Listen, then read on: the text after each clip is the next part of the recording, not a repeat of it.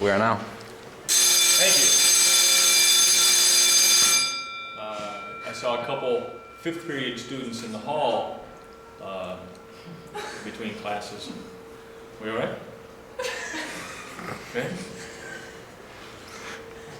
And they said that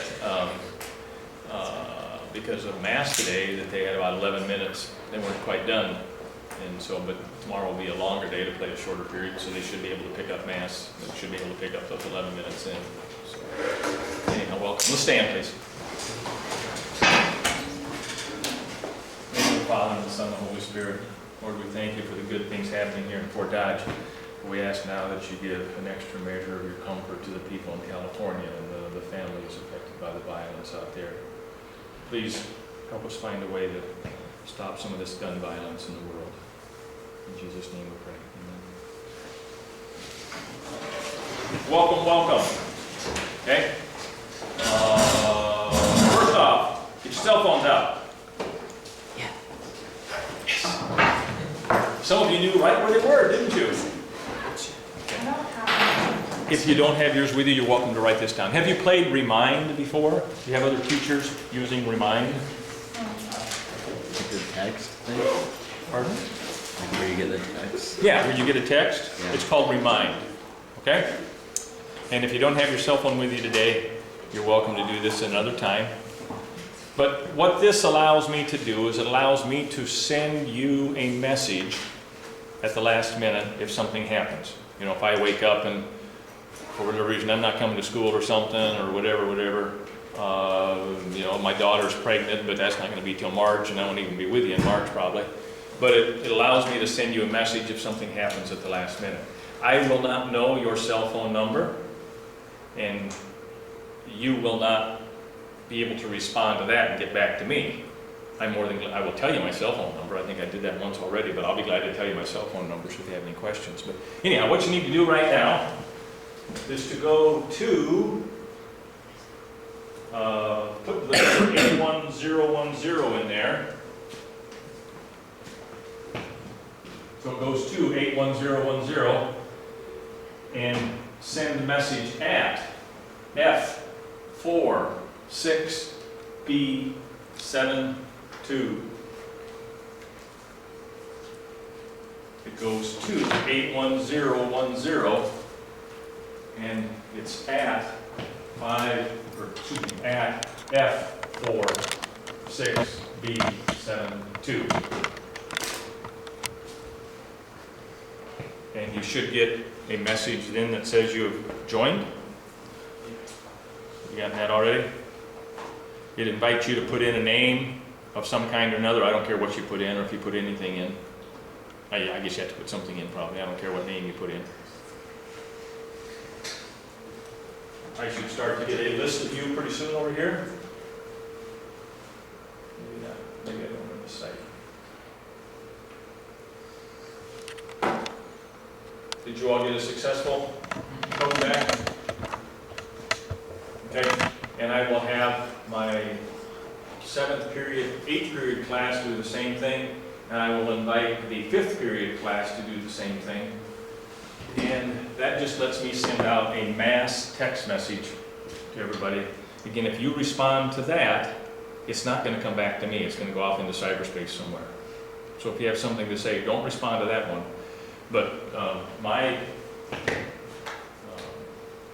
phone, 5715896. And actually, I've already gotten a couple messages. I think I gave this number out a while back, and I had gotten a couple messages about somebody who wasn't going to be in class or whatever. You don't necessarily have to tell me if you're not going to be in class. You know, but if you do have a question, if the folks have a question or something, you're sure welcome to text me, and I'll respond ASAP. Fair enough. I am not going to remind you we have a test tomorrow, for example. I'm not going to remind you that you have homework to do. I'm not going to remind you of those little things that are your responsibility. Okay? But if some big event happens or something, I might send a message out about that. Fair enough? All right. We were playing some genetics yesterday. And let's go back into that. And I got further with you guys than I did with 8th period. I'm quite a few minutes behind in there. After one day, I'm about 10 minutes behind. I don't know how that happens so quickly. You guys catch on well, I guess, huh? We did well. We were talking yesterday about sheeps. Sheepers. And we crossed, I'm going to review this a little bit for you guys as well as reviewing for the 5th period class tomorrow. Okay? So we were talking about sheep colors. And our choices were white, which we said is dominant. So we use the capital W for the dominant trait. And the small w is black. Remember, we have 2 chromosomes. Each chromosome is made up of hundreds or maybe thousands of genes. And there is a gene on this one that is relevant to sheep color, and there's a gene on this one in the same place that is relevant to sheep color. Those 2 chromosomes are called homologous chromosomes, and we'll come back and talk about that down the road, but that means they both carry information about the same gene and the same trait, the same length, same size, all of that. Well, it's very possible that this one is carrying the dominant trait, and this one is carrying the dominant trait. In which case, it looks like that. Big W, big W. What did we call that? Homozygous dominant. Homozygous dominant. Is that a genotype or a phenotype? That's a genotype, isn't it? Okay.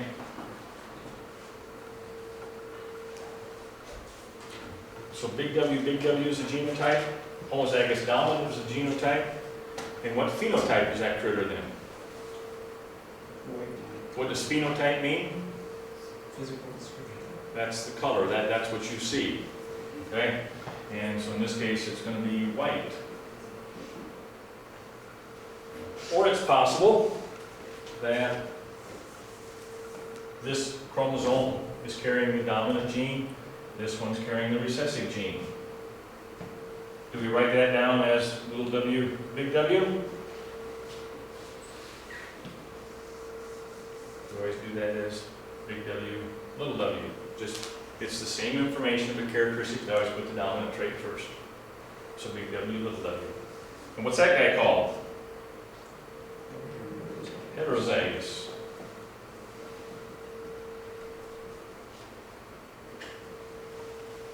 Do we say heterozygous dominant or heterozygous recessive? No, we just say heterozygous. Okay? And that means, what did homo mean? Same. Hetero is other. Okay? So we have one dominant trait and one recessive trait. That's a genotype, that's a genotype. What color is this critter? It's white, isn't it? Why is it white?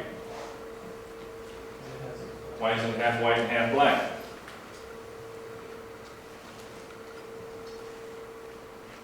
What's the big W do? It's dominant, isn't it?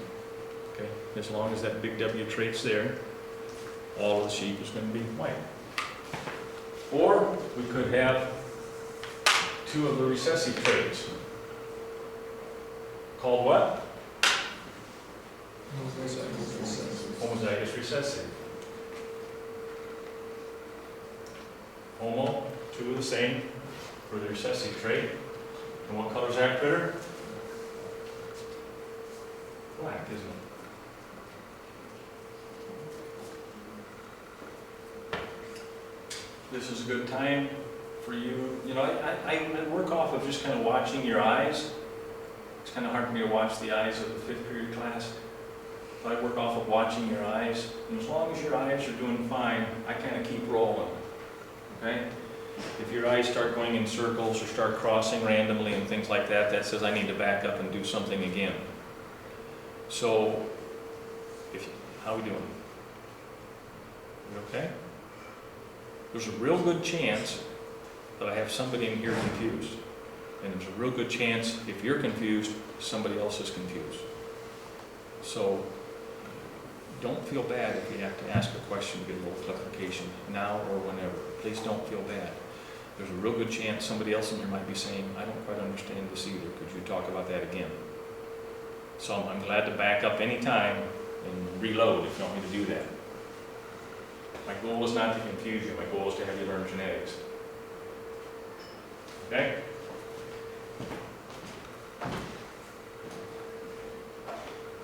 There's that information table. You always want to stay close to it.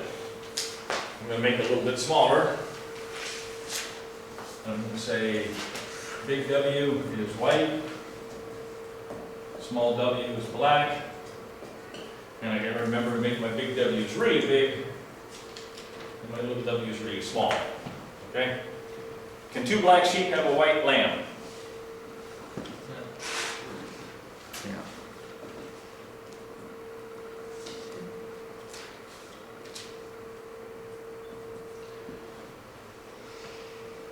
Can two black sheep have a white lamb?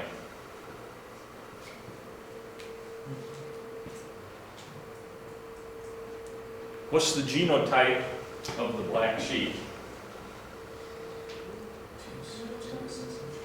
Pardon? Two recessive traits. Two recessive traits, thank you. Little b, little b. Little b, little b. Can they have a white offspring? Ain't gonna happen. Nope. If they do, you have to start talking about mutations and things like that. The only way you get a black sheep is two little b's.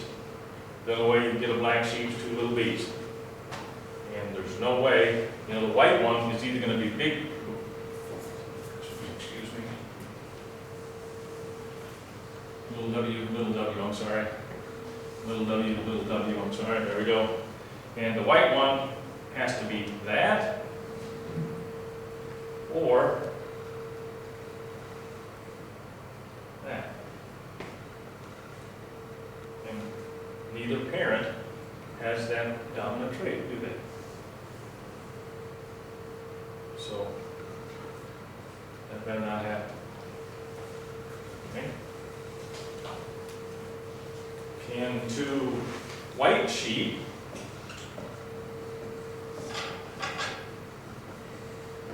have a black lamb?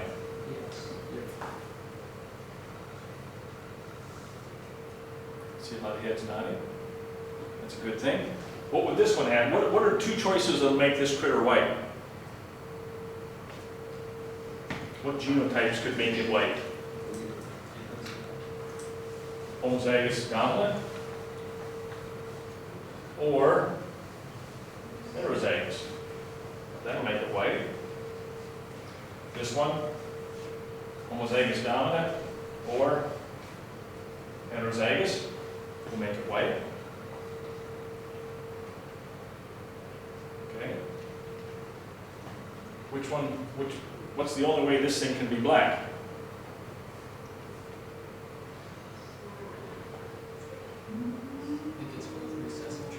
Two recessive traits. Remember, one of these is going to come from the male, the other one's going to come from the female. One's from mom, one's from dad. So if we're going to get two little w's, it had to have been that parent and that parent. Correcto? Right? Could this parent have a black lamb? This parent could not have a black lamb. Okay. Do you know by looking at this animal whether it's that or that? It walks past you out here. Can you tell whether it's this or this? Can't tell. Phenotypically, it's white. And you don't know whether it's homozygous dominant, you don't know whether it's heterozygous. But if this white one and this white one had a black lamb, you know it had to be that one and that one. What percent of their offspring will be black? Should be 50/50. Should be 50-50? How do we come, if we're going to not start talking about percents, we've got to throw it into a Punnett square, don't we? Okay? So, let's put it in Punnett square. And we put one parent on one side of the square. Put the other parent on the other side of the square. Then we fill it in. What's that critter? White. So we have one, well, let's fill it, finish it up.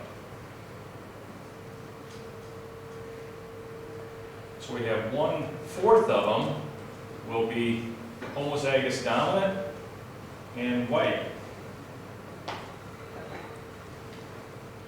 2/4 of them will be heterozygous. Always put your capital letter first. And white. 1/4 will be homozygous recessive and black. So overall, we would expect that 3/4 of their offspring will be white, and 1/4 will be black, if it's this parent and this parent. How are we doing?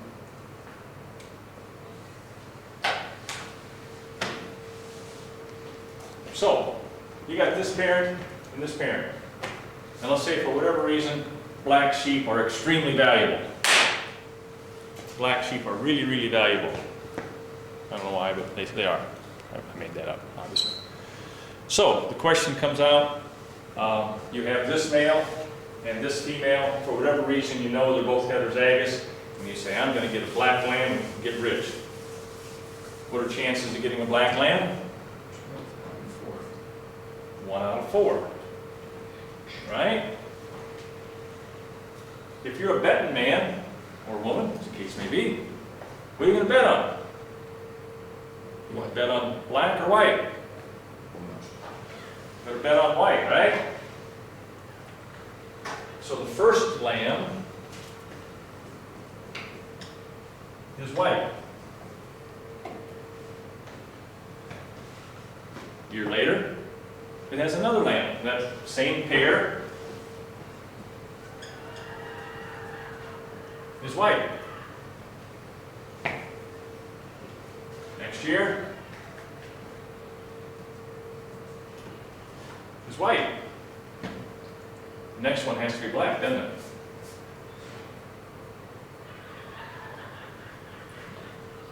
Yes? No?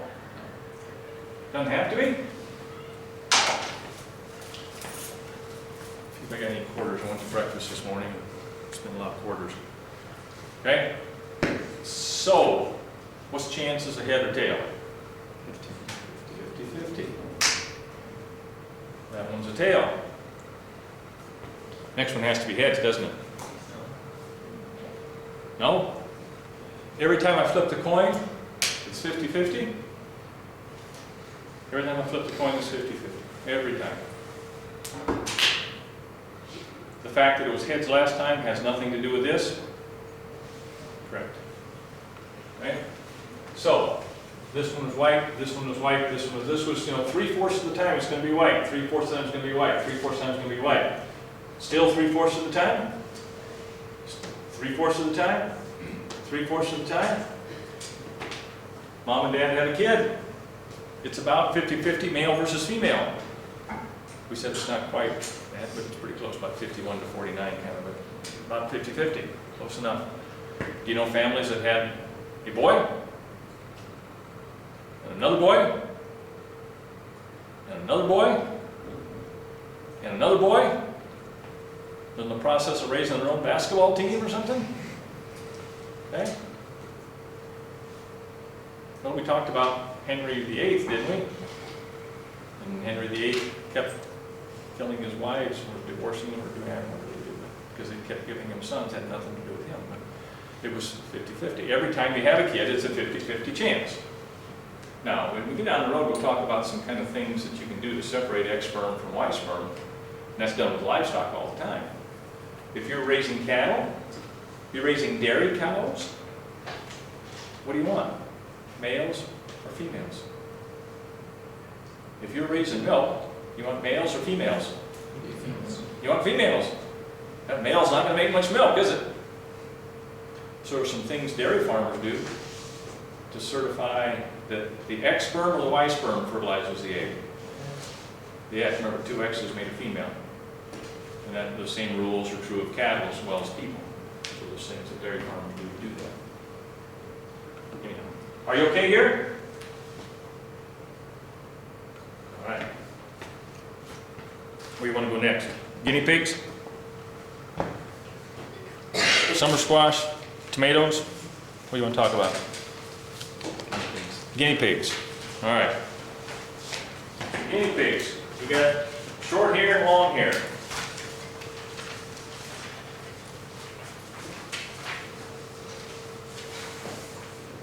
It's always nice to make yourself an information table first.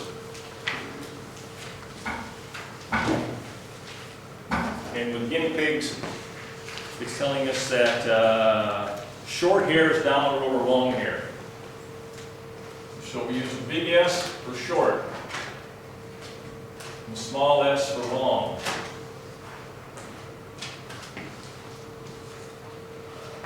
Big S is short, small s is long. Okay? And I want you to cross a homozygous dominant animal with a homozygous recessive animal. Ready, go.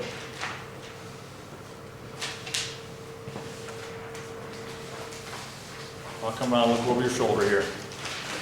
I want to know what you expect if you cross a homozygous dominant with a homozygous recessive.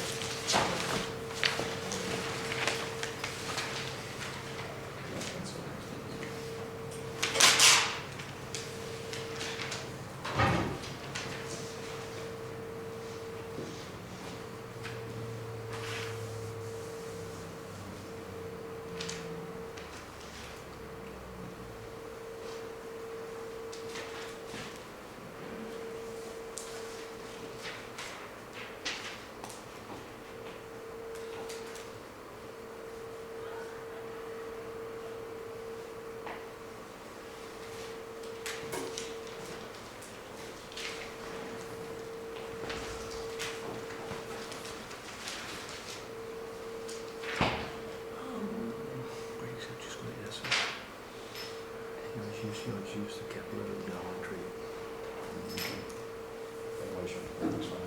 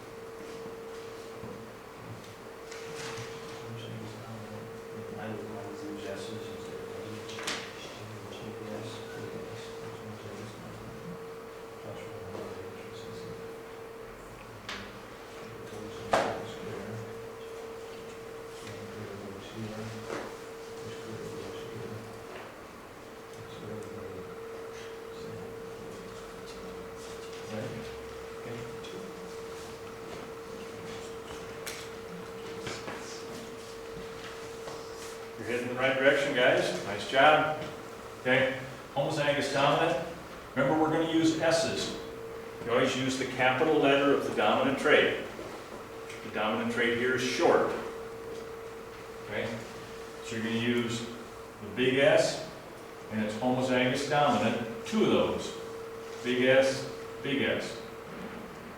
crossed with homozygous recessive, little s. Now you put them in a Punnett square. Put one parent on one side, the other parent on the other side. There's a standard way to do that, male, female, but you're going to get the same information. Just put one on one side, one on the other side. Now you fill in your big S, little s, big S, little s, big S, little s, and what do you see? Everybody's the same, aren't they?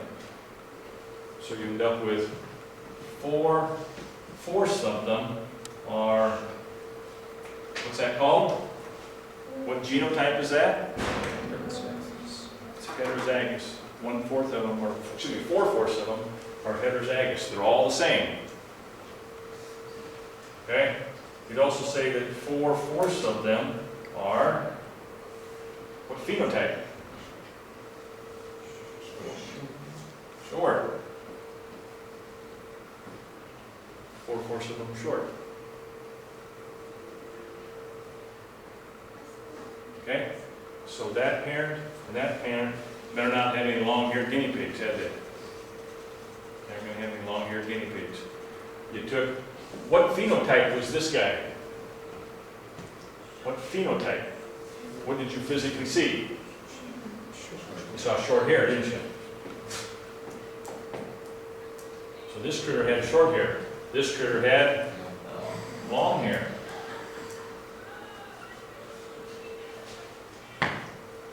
So you see what happened? You took a short-haired guinea pig, crossed it with a long-haired guinea pig, and all of their offspring are short-haired.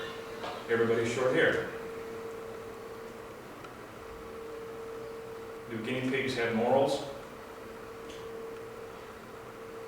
Probably not. Do cattle have morals? Probably not.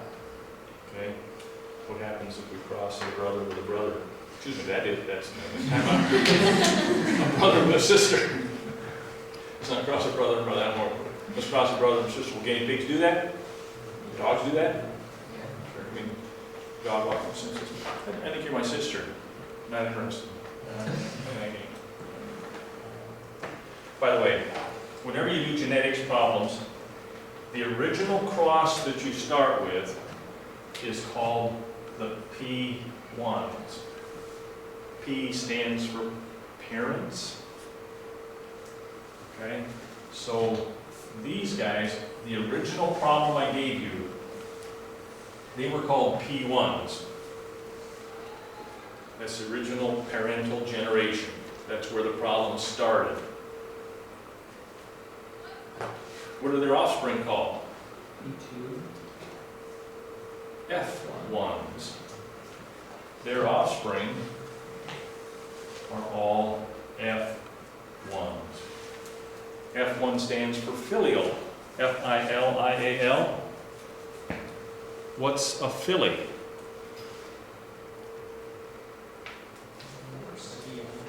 A young horse. A filly is a young horse. And so the filial generation is the first offspring of the P1s. So we started with P1s, that's the original information I gave you in the cross. Their offspring is called F1s. What do little fillies do? They grow up. They become horses. What do? Breed and have offspring. Correcto? What are you going to call their offspring? F2s. What's the offspring of the F2s? F3s. F3s. You see a pattern developing here? Okay. So P1's always where you start. You start with the P1s. Their offspring are F1s.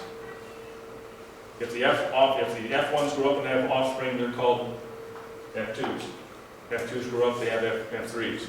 So, my question for you, what do you expect in the F2 generation? What do you expect in the F2 generation? Ready to go? I'll look over your shoulder here. What do you expect for F2s?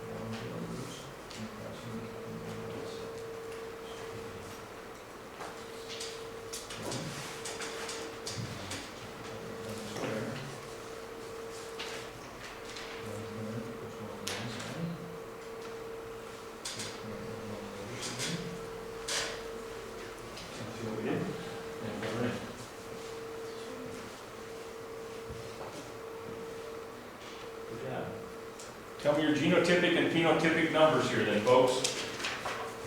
Tell me your genotypes and phenotypes that you're expecting.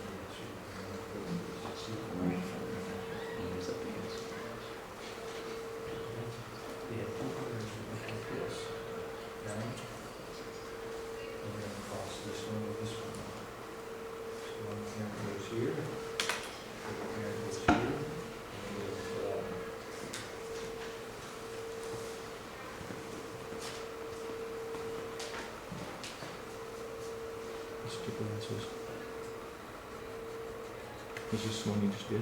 This one. Oh, this one you just, okay, no, I'm sorry. You're fine. Yep, you got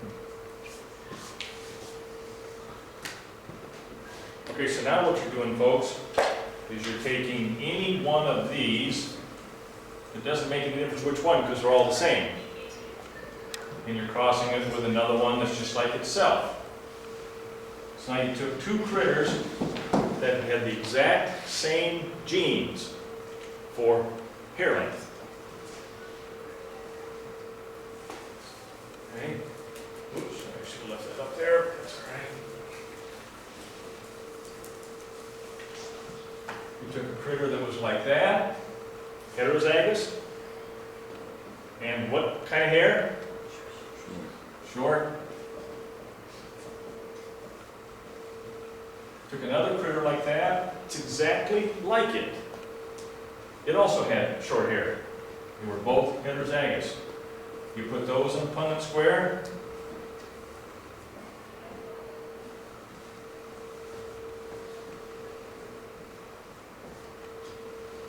Right? And you have 1/4 homozygous dominant and short. You have 2/4 heterozygous and short.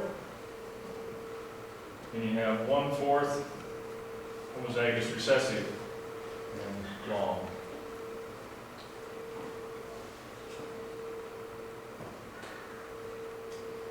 How we doing? I'm getting a couple puzzled looks here. Where are we puzzled? Okay.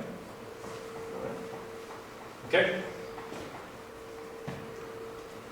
this is the exact game we're gonna play here for a while. All I'm gonna do is keep putting twists on it. Okay? Well, we can change the name of the trait. We can go from guinea pigs to pea plants, to long hair, to short hair, to red, to yellow, to, you know, red tomatoes and yellow tomatoes and tall tomatoes and dwarf tomatoes, and we can, all we're gonna do is just keep changing. We're playing the same game, the same rules apply, the same Punnett square applies, okay? Should we get into people? How long do we have here today? 2 o'clock. My clock says 2 o'clock. And we're done. Okay? We're gonna need a bell pretty soon here.